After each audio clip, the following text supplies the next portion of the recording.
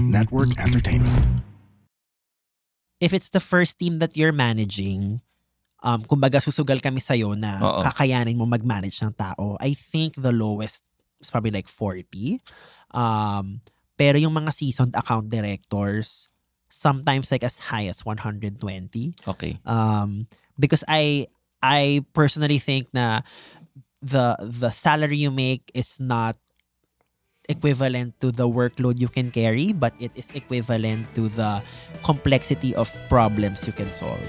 So, okay.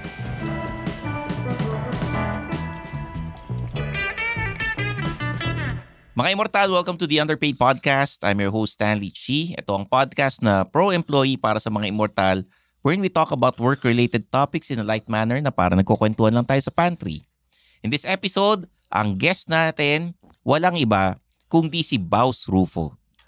Hi! Yan. Hi, Baus. Hello po! Kasama po ang aking co-host si Zar de los Reyes, CRSP, ang inyong career coach and Upwork expert. Hello, na Zar? hindi magpapatawa. Oo. Hindi ko magpapatawa. The very serious. Na hindi ako comedian. Baus, bago natin simulan ng Yes. episode, please like and subscribe to the Underpaid Podcast sa Spotify and Apple Podcast. Leave a comment, rate the podcast. I-share nyo sa mga kaaway nyo, sa mga kaopisina ninyo at sa lahat. Meron kaming Facebook group and Discord group.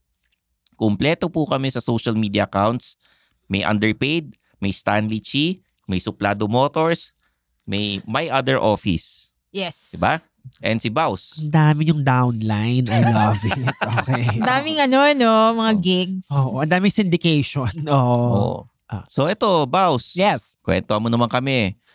From being a corporate guy sa ahensya, media agency, naging content creator ka. Yes. And then ngayon, stand-up comedian, performer, host, at kung ano-ano pa. Superstar. Charing.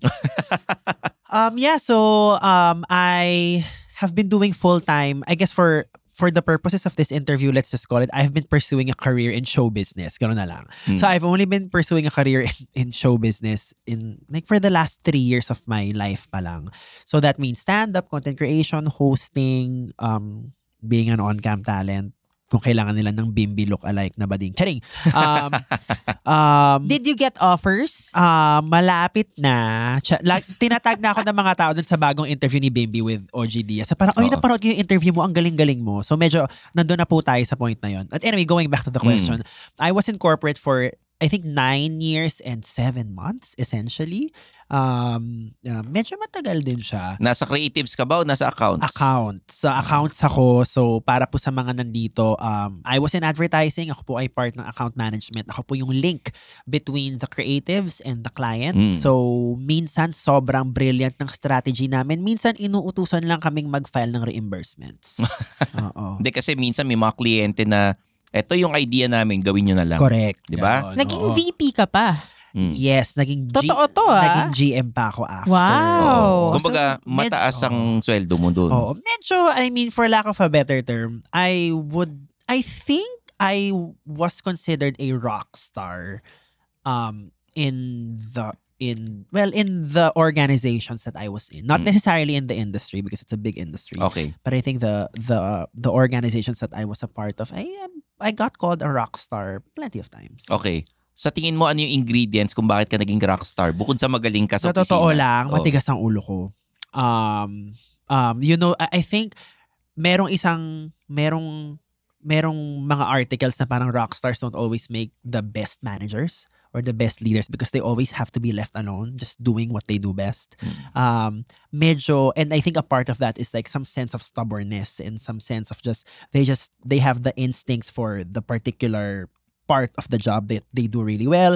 They may not necessarily be able to teach that. That's why they don't make great managers. And I think under that thesis is the assumption that dahil matigas ang ulo nila at matigas ang ulo ko noon, that's why I mean, I don't want to brag, but I was a VP in 5 years. I was a GM in 6.5 years or 7 years. But yan. Umalis ka, pinagpalit mo yan. Correct. Para maging artista. Para maging isang professional clown. Hindi. Pero ito sa mga immortal, yung pagiging matigas ang ulo, minsan naninindigan ka dun sa konsepto ng ahensya ninyo. Correct. Saka naninindigan ka yung pagiging matigas ang ulo, you feel so strongly about your idea na it doesn't necessarily mean that you disregard other ideas, but you do know that you make a very valid point with what it is you are trying to quote unquote argue, and in convincing people, you have to have some stubbornness. So important attribute yan in an agency setting. I think anywhere, especially these days, I think in the age of social media where anyone is a brand and can be a brand, it's a game of really outvoicing someone or outsmarting someone. And I think ang currency nung dalawang yun is a sense of stubbornness or just really believing in what you have to offer. Okay. Makes sense. Yung pagiging magaling na manager or sabihin nating VP, kailangan magaling ka rin sa mga tao. Correct. Oo. Anong style mo? Paano yung leadership style mo? Ang leadership style ko is, number one, isang masalimuot na hiring process. Siguro mag-i-interview ako ng 20 bago ko makaharap na parang ito yung bagay sa atin. And the reason I say that is because, in the organizations that I worked with, when we were hiring someone, we were already a well-oiled machine. So we had to make sure that in the hiring that we would do, someone is going to either complement or elevate pa the current operations, not bring it down. So of course, that entailed a very rigorous, extensive hiring process. So that's definitely number one.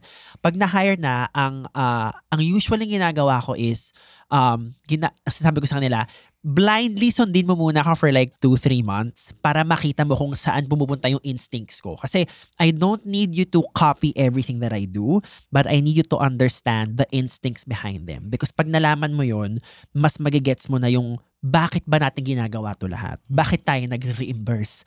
Bakit hinihimas natin ang ego ng mga kliyente? So I need you to understand my instincts first. And then from there, mas slowly but surely, I will give you agency over the different tasks that we do. So that's pretty much my style sa start. Tapos, nagiging sobrang galing nila. Papiratin na lang sila ng ibang kumpanya. Importante ba itsura? Kasi nasa accounts ka eh. Hindi.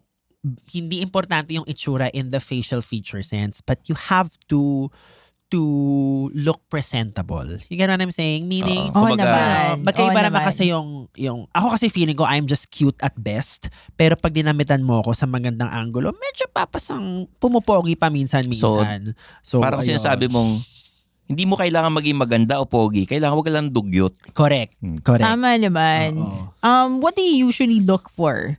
Like, does the school matter? For example, dapat ba kasi taga-Ateneo ka? I would be lying if I said I don't see schools or I don't see university brands. Of course, that is a big plus. Pero for me, ang pinaka hinahanap ko sa interview is somebody comfortable in the unknown. Meaning, pag wala silang maisagot sa akin, number one, they are gracious enough to say na hindi nila alam yun, but maybe this is something that I can do. I don't have a specific example, but somebody kasi being comfortable in the unknown and the discomfort already tells me a lot about their character. 'Di ba? Kasi ang advertising, puro mga sabit, ang dami pinapatay na apoy, ang dami kliyenteng galit, ang dami creatives na galit. So you are going to be uncomfortable all the time. So if I get to see your character during the interview, about how you manage, uncertainty or discomfort, usually yun yung hinahanap ko. So, paano mo nalalaman yan during the interview Tinutulak ko sila. No. I don't always look for it, but when I see it, it's always, I have to take note of that. Like, I don't have Miss Universe questions that lead them to an uncomfortable place. But if ever I ask a question that they don't know the answer to and they are courageous enough, confident enough to say they don't know it, but they would maybe like to learn, that for me, I need to take note of that. That's something that makes me take note of something. How about the presentation skills, yung confidence? Importante ba sa iyan?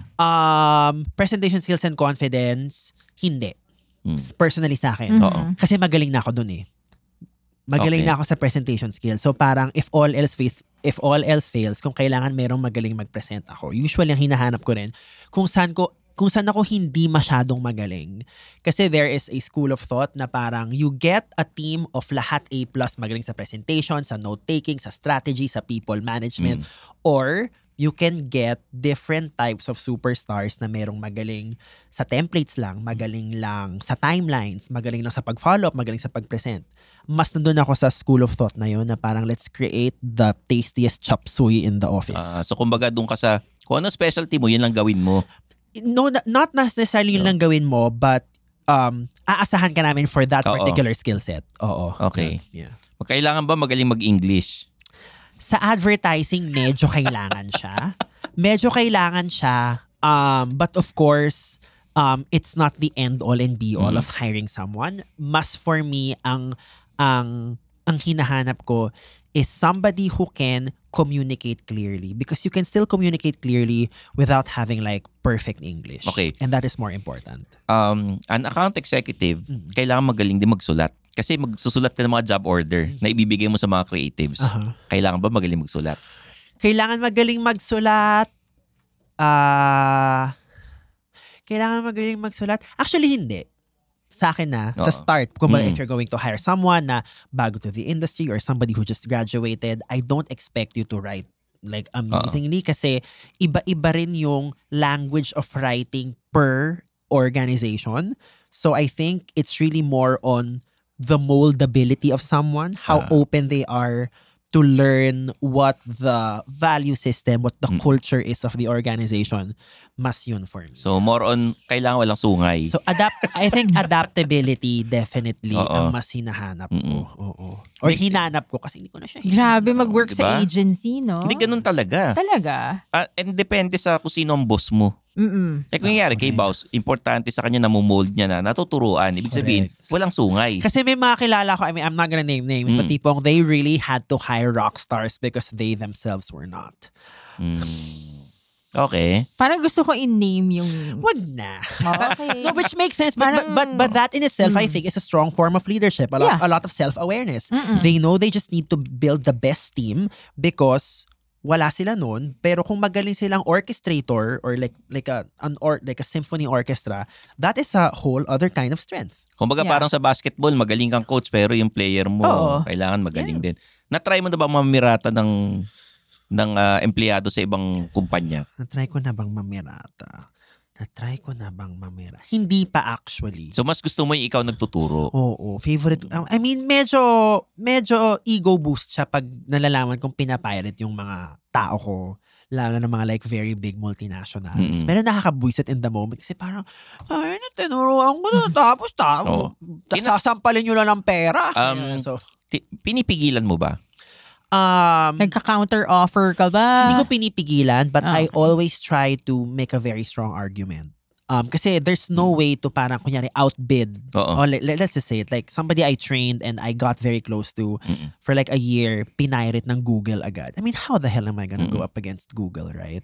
But I had to also just argue my case na parang sinabi ko na hey, I don't need you to stay with me for the next 5 years of your career. But I guess what I can promise you is, alala ko sinabi ko pa sa kanya, of course sa Google, it's great branding, fucking best office in the world, free food. Like, I cannot compete with that. Ang ganda lagay sa LinkedIn. Correct, diba? Like, I cannot compete with that. Pero sinabi ko sa kanya na, ito ang ganda ng case ko nun. Pero natalo pa rin ako.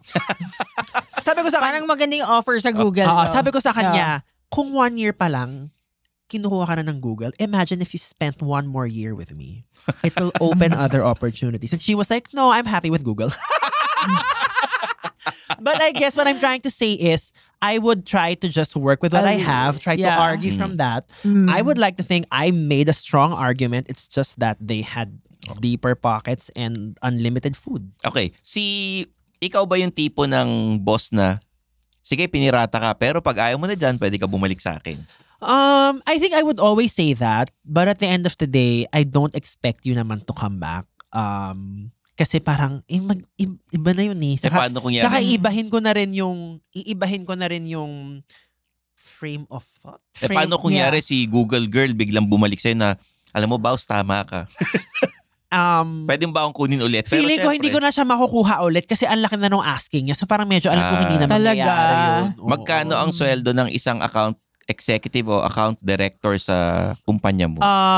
So my the last company I was with was in 2020. I think the lowest account executive was 20,000. The highest was with somebody with like a year or 2 years of experience. I think kinakagat ko pa yung mga 40 to 50. Okay.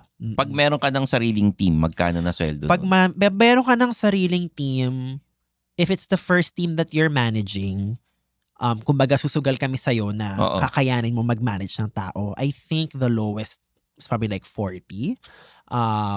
Pero yung mga seasoned account directors, sometimes like as high as 120. Okay.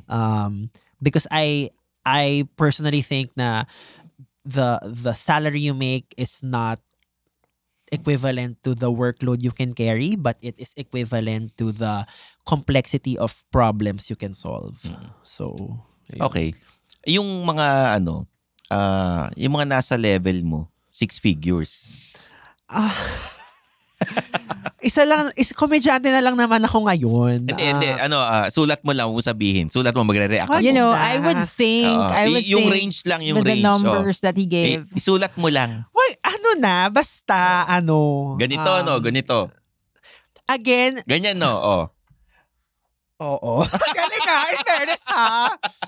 Patingin? Ganyan ang sweldo sa ahensya, eh. Ganito, ganyan. Pero Diyos ko, yung mga apoy naman na pinapatay ko, parang kulang. Pero kasi, parang kulang pa yan. Hindi, pero kasi sa ahensya, may certain limit na hanggang dito yung sweldo mo. May mga, talaga? May plantilla yan na, pagka account manager ka, hanggang dito ka lang. Pag umangat ka, ito na, yung range ng sweldo mo. Because naging VP and GM na ako, I understand that really from just a sustainability standpoint. You wanna make sure you get, like, hindi ka, like, mababayaran nyo pa yung buong team. So, may bands talaga that you kind of have to follow. Kasi ganito ang sweldo to ng senior VP. Talaga? Mga ganyan, VP, ganyan. So, ayun, ba't mo pinagpalit lahat yan sa pagiging isang performer? Mas malaki ba ang kinikita mo bilang isang natatawa host? Natatawa siya. At superstar. Off the record na lang to, ha? So now, I think I'm pretty comfortable. Ang ganda yung sagot niya. Doble ba nito? Doble? Basta I'm comfortable. Yun lang po ang naaalala ko, Your Honor. Mataas dito ng konti. Hindi ko alam.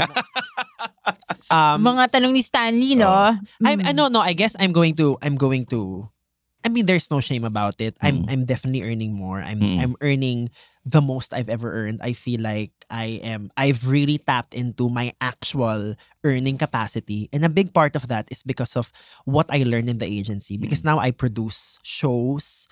I am my own business in the sense because I'm a content creator. So in the negotiating table, because I came from the other side of the industry, I always know a client's like willingness to pay and how much I can really push it. So kaya rin, I'm able to just... And the rate cards, of course, alam mo.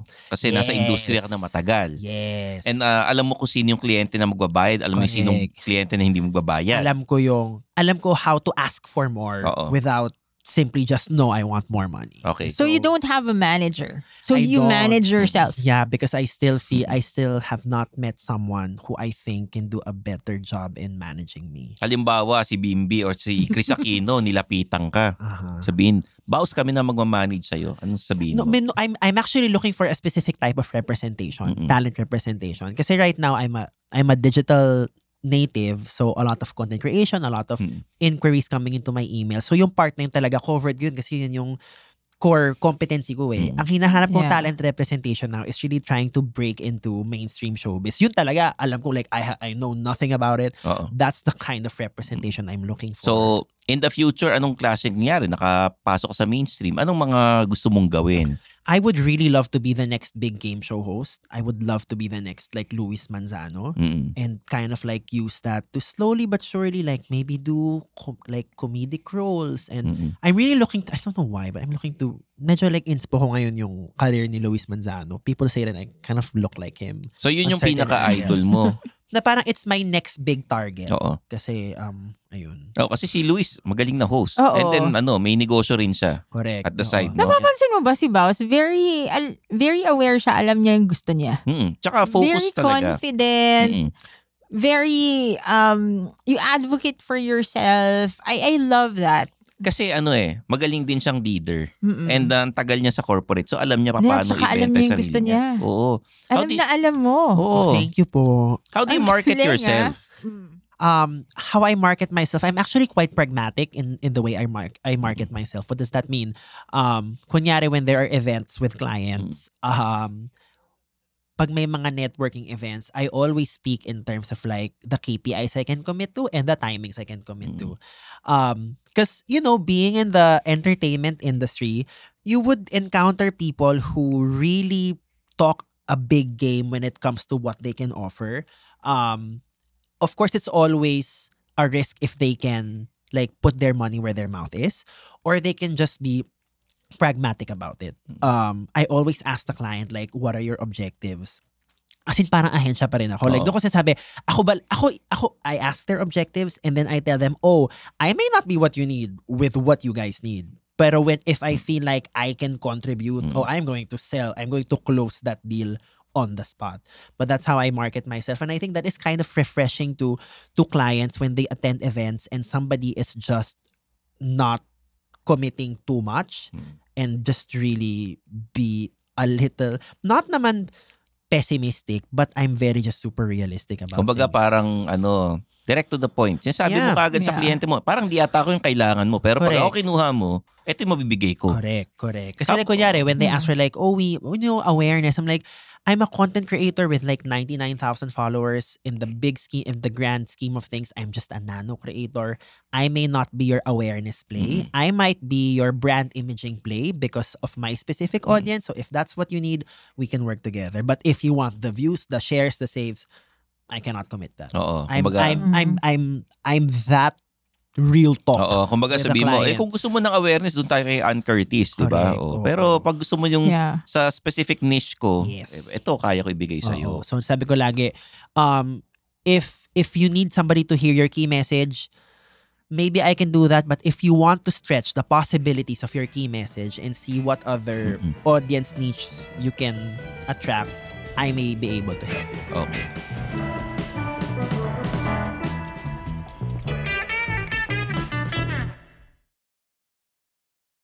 All right. Welcome to the Halo Halo Show. We're on a quest to save Manila traffic from boredom. Quest? What are you, Frodo? Shh, I'm trying to tell them about our podcast. On a quest to save Manila traffic from boredom. Yeah, I'm bored. Can you do better? Okay. Welcome to the most awesome podcast in the whole universe. Maybe not the universe. Listen to the Halo Halo Show, where we talk about what's trending in the Philippines, among other things. Yeah, we talk about our lives, make fun of each other, and we really will save you from boredom. Yeah, it's our quest! Grab your swords! And your headphones. Listen to the Halo Halo Show. Stream it on all your favorite podcast platforms. How about sa social media, paano mo pinopromote yung sarili mo? Kasi you've been doing a lot of things. Correct. Stand-up comedian, improv performer, nag-host ka pa ng mga ibang events. Paano mo sinesegregate? Nandito kasi ako sa I abide by the principle done is better than good. Meaning, social media is a volume game, out of sight, out of mind. So sometimes kung meron lang akong hosting gig na merong very funny moment, I ask for a clip of that funny moment that somebody took, then I post it. Parang yung latest post ko sa Lasal na gig, it was like super like audience footage, but it's doing really well. And that's all I can do at the moment. So I'm like, if I host something, may magandang clip, I post it. If may nakakatawang meme, may nakakatawang conversation with my dad, I post it. So quality tsaka quantity rin. Importante, marami. Quantity rin. Kasi I think in me doing many things consistently, people also get to understand na, Baus is a comedian, period. Not just a stand-up comedian, not just a sketch comedian, not just an improv comedian, but he's a comedian, period. And he does hosting events, no? Yes. Tapos meron pa siyang podcast dito sa The Pod Network Entertainment. Yes. So, ano yung podcast mo? Yeah, ang aking podcast is called Kaya Today with Baus Rufo. Hindi pa namin sure kung yun yung final name, but siguro yun na siguro. Pero kung hindi yun, mag-record ako ng bagong voiceover para sabihin yung pangalan ng final podcast. Kaya Today. Kaya Today. Tapos meron ka pa isang podcast with the co-host. Yeah, I have Beck and Men, which has been around for 3 years. Mm. It's a drag race recap podcast. So tuwing may bagong Drag Race Philippine season, it comes to life. Seasonal offering siya. But with very, very high retention rate according to Spotify. So we're very proud of that. Is that a Spotify exclusive na? No, but we just recently joined TPN. So we are now part of your family. Oh, welcome to the TPN family. Yes, we love being a part of this family. I think nag-guest ka na rin sa Cool Pals. Yes, oo, nag-guest na rin ako sa Cool Pals, kay Red, kay Victor, kay Leland. Ayan. Bakit ngayon ka lang nag-guest sa amin? Talagang yun yata pinakamahirap na tanong Hindi, kasi matagal ka na Paano ko namin mag-guest sa'yo kung ang pangalan ng show underpaid? Parang hindi naman nakaka-entice yan. kasi diba? overpaid ka, kaya ganun.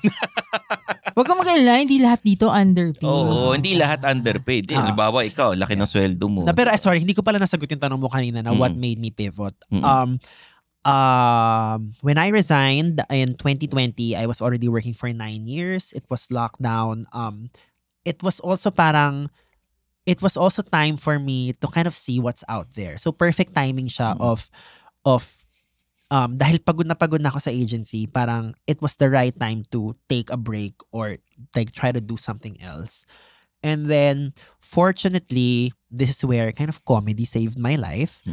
So 1 week before lockdown, I did an open mic with Solid OK na merong pro shot, meaning vinidyo yung buong performance. So that happened in March of 2020.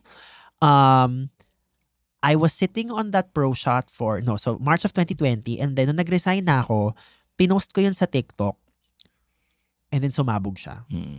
So I was sitting on that clip for 8-9 months, and that was the clip that kind of just started this all. Ooh. It's also quite serendipitous, and it was kind of like there were cosmic forces involved because I did that stand-up 1 week before lockdown. That was the first time I did stand-up. So kumbaga parang I really had to be there because 9 months from that night, I was going to move on to like the next frontier of my life. So medyo romantic pang MMK pang. Yeah. Pero yun yung kwento talaga. So how did you get the hosting gigs sa Drag Race Philippines? Mga events? Yeah. So this is a very interesting story. So I've always known that I had gravitas when I would speak sa advertising. Like pag nag-present ka, you just know like people listen to you. And when you see other people present and people don't listen to them, you realize, oh, I really do have something special, I think. So I was like, oh, that's interesting. So I've always known I could just hold my own in terms of public speaking, communicating ideas.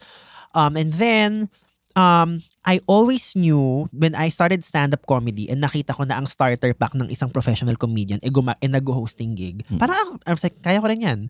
Pero wala pa akong portfolio noon. Wala pa akong anything. So what happened was, when live events started so yung Beck and Men podcast, in 2021, we started that. When live events came back in 2022, we did viewing parties. Sabi ko, the goal of the viewing parties is really to sharpen my stage presence para lang mas confident ako sa mic. I will be able to communicate with brevity. I will find my voice as a comedian, as a host.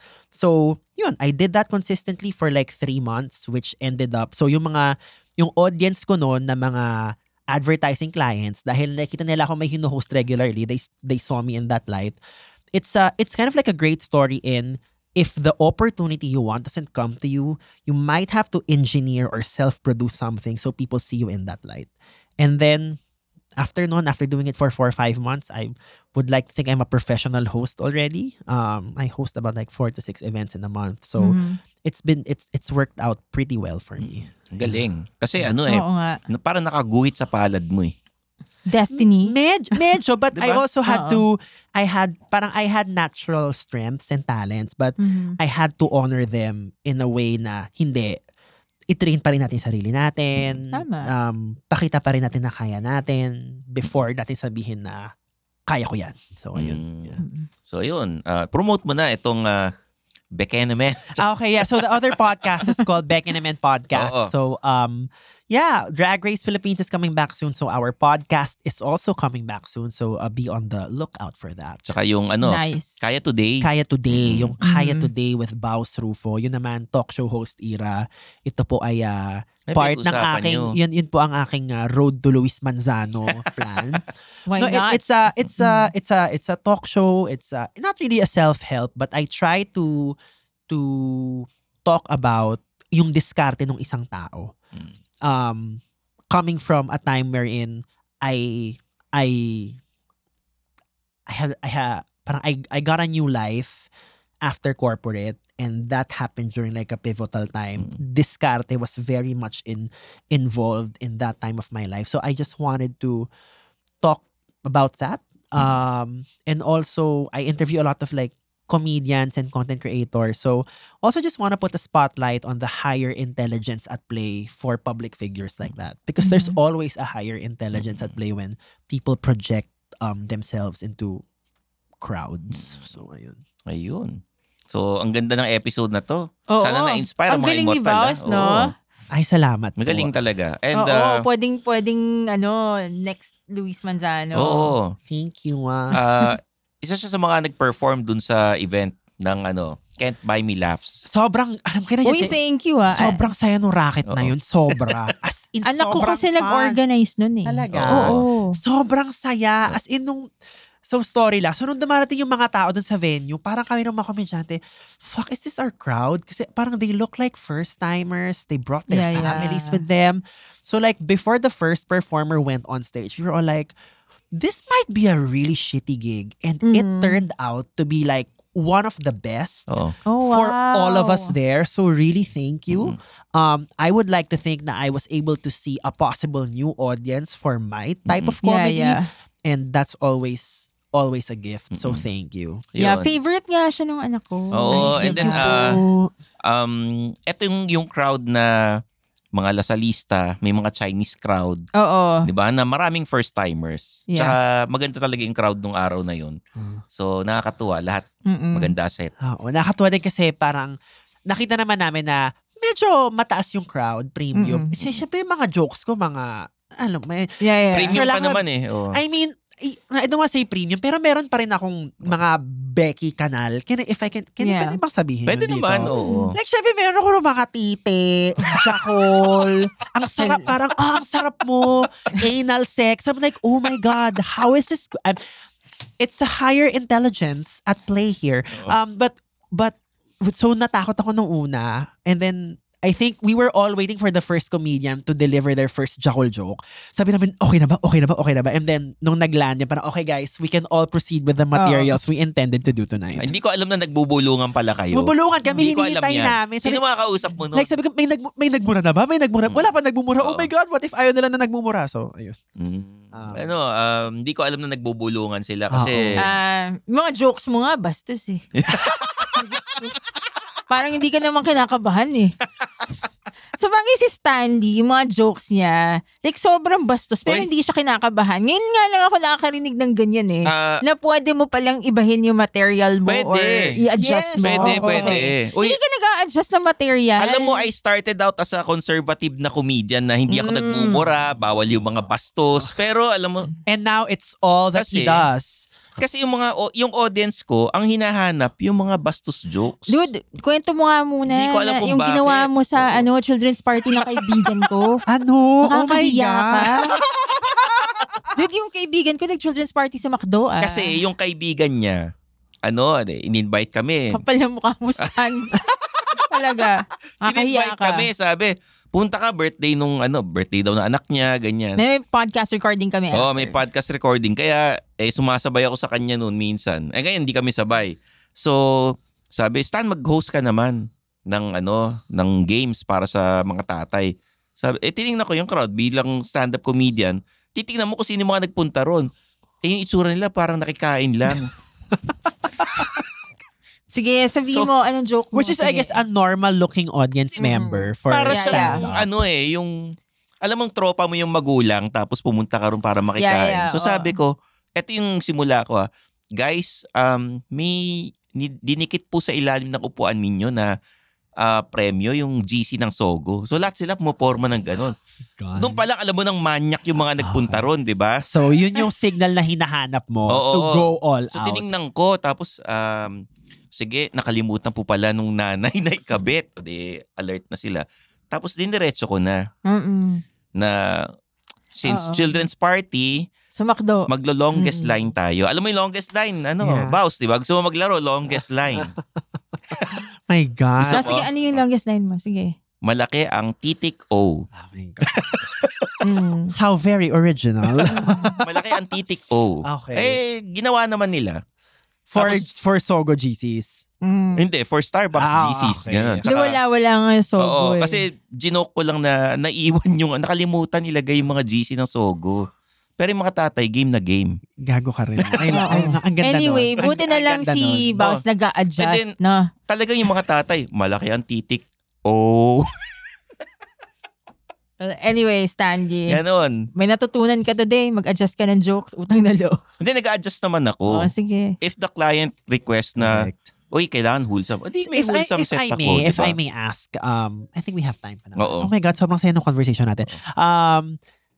Anong na-notice nyo now because you see a lot of messages, you receive a lot of messages from people trying to get work, trying to get inspiration at work. Anong biggest shift ang nakita nyo now in terms of like work culture? Are people more tired? Are people trying to break free from being so tired all the time? Where are we at now in the culture? Lahat ng mga nagme-message sa akin, gustong mag-resign. Yeah. Naghingi sila ng sign para mag-resign sila. Yeah. Or transitioning to freelance work. Oh. Yeah, remote work, like remote, a lot of people are doing remote work. Pareho but pa rin. transitioning to freelancing. Yeah, resign. Tsaka resign from their local job. Gusto ma-increase ng sweldo. Galit sa boss nila. Yeah. Ganon. I think it's just we want more out of life, no? I think that's really what Ganon. it is. Yun talaga. We want more out of life. I think we're finally getting the confidence to say we deserve more. Therefore, we're finding the courage to resign, the courage to ask for a higher salary. Oh. So, That's true. Ayun, sana nga, yung magkaroon ng salary transparency. Kasi, mostly, yung mga nagme-message sa akin, nalalaman nila yung sweldo ng opisina nila. You know what? No, one of the company I was with, the first parang marketing tech or startup I was with, salary was like visible to everyone. Really? Yeah. It did I gets ko rin naman bakit hindi mo ipapakita, pero na-gets ko yung merit nun kung bakit mo siya ipapakita. So nung hina-hire ako, sabi nila sa akin, this is our parang salary sheet yung tawag. So every designation merong parang low, medium, high. So parang manager, low, medium, high, director, low, medium, high. And it made a lot of sense. And I think for the most part, we were able to reason with the applicant well. And sometimes, nakita rin kasi nila, I guess yung trajectory Yun din yung importante doon na parang, okay, I may only be earning parang 28,000 now. Pero kung posible pala sa akin maka 60,000 in X number of months. So I think people just want a path to how they are going to progress. So I think that is the exercise of showing how much people can earn. Tsaka gusto nila yung parang, kung tumagal ako rito, hanggang saan yung karir ko. Correct. Importante. Kumbaga, bigyan mo ako ng career path na may career growth ba ako dito. Isa rin yung sa rason kung bakit ako nag-resign doon. Kasi yung nakita ko, parang parang akin, kung aabot ako dun sa pinakatuktok, it means kailangan kong elbowin yung mga leaders, which I feel like is never gonna happen. So I'm just gonna go somewhere else. So in a way, that information lets you strategize better. So there is some merit, I think, to having that parang salary sheet, salary guide. Kasi I think people will just stay in the company for 3 to 5 years, make the most out of it, and move on. And I think it is up to the employer to maximize the person for that 3 to 5 years and also just move on. Yeah. So yan, sa mga immortal, kung gusto nyo malaman yung salary transparency, kaibiganin yung accountant nyo. Oo. Ganun kasimple. Oo. Yung iba, hindi naman sinasabi magkano sweldo. Ikaw, magkano sweldo mo? Ayan. Kasi, isulat mo nga. Isulat mo nga. Sabi ka na sabi. Ganito sweldo ko sa day job ko. Maliit lang. Yan. Ano yan? Sa day job mo? Diyos ko. Gusto mo malaman, ako, sulat ka sweldo ko. Ito si Zar, malaki sweldo nito . Gusto ko yung may sweldo reveal. Ayan, oo. Ano daw? May iyak na naman yung mga tao pag nakita yan. Pasabog! yan. Yan lang. Yan.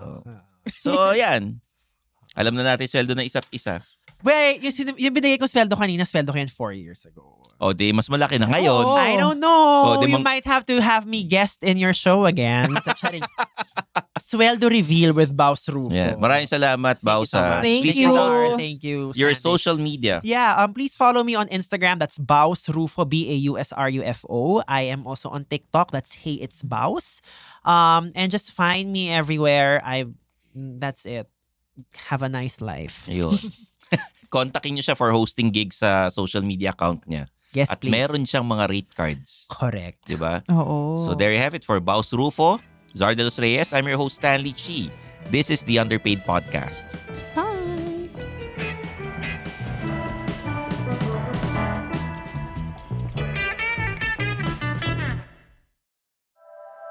The opinions of podcast creators, hosts, and guests are not necessarily reflective of the official stance of the Pod Network Entertainment, its hosts, or other network programs. The content created by the people behind the podcast is personal and not meant to harm any religion, ethnicity, group, organization, company, or individual.